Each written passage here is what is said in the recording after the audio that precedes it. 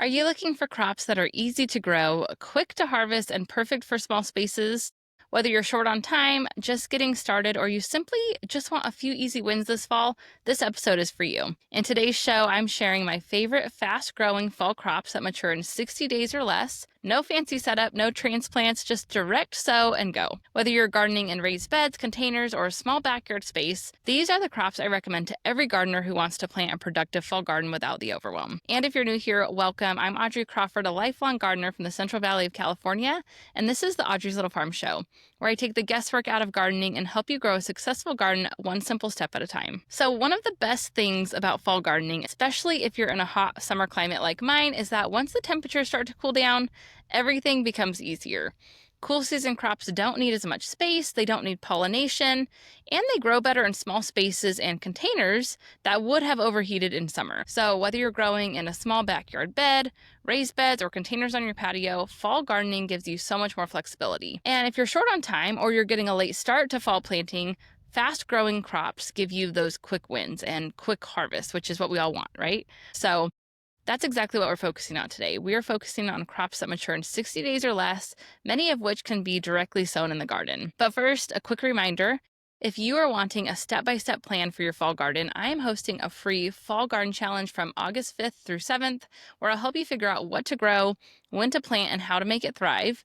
You'll find the link to sign up in the description below. And before we get to the list of crops that are quick to mature, I just want to point out a couple quick important things that you need to know before planting. And so the first is that every vegetable has its own days to maturity, which is the time from planting to harvest.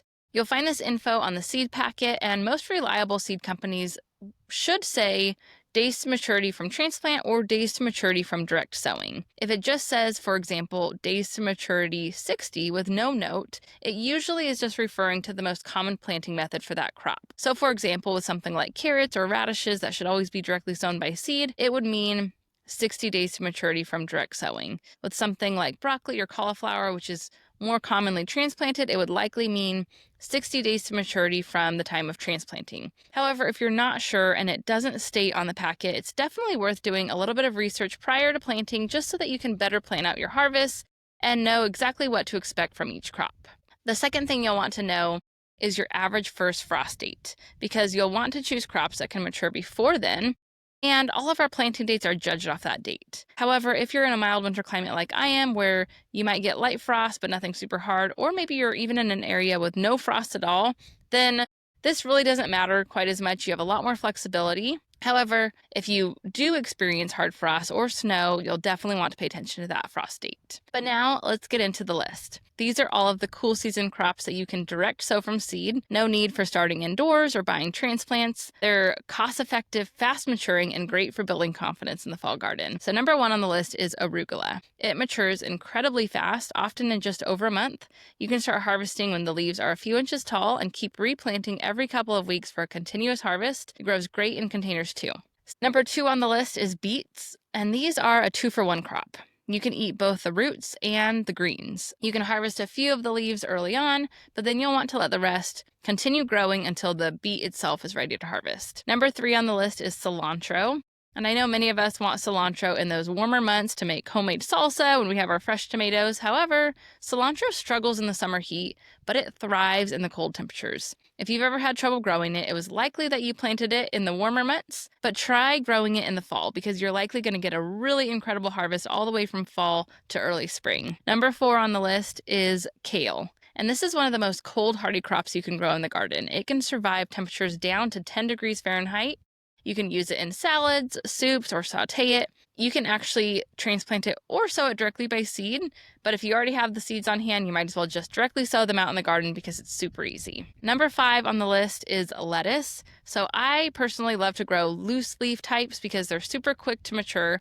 You can start harvesting the baby leaves in as little as 3 weeks. They're great for containers, and you can do the cut and come again harvesting to stretch your yield. Number six is a lesser known crop, but surprisingly good, and that is mustard greens. This green adds a spicy kick to sandwiches or burgers, and it grows super fast with minimal effort. Number seven on the list is radishes, which is probably one of the fastest growing fall crops. You can start harvesting in under a month, and it's such an easy crop to succession plant. You can just plant a new round every week or two for a steady supply all fall and winter. Number 8 on the list is spinach.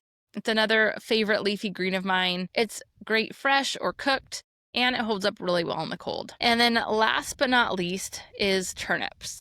So turnips are another dual purpose crop. You can eat the greens and the roots.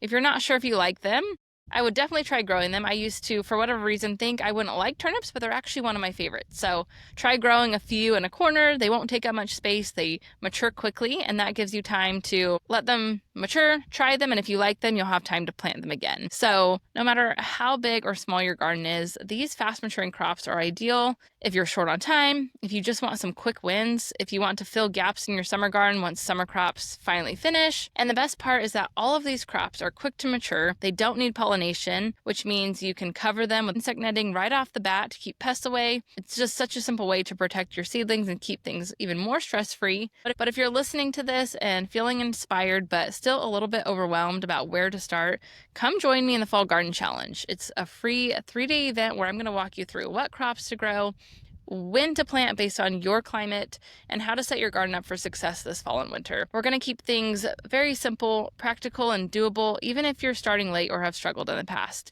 Just head to the link in the description to save your free spot, and let's make this your best fall season yet. Thanks so much for listening today, and I'll see you in the next episode.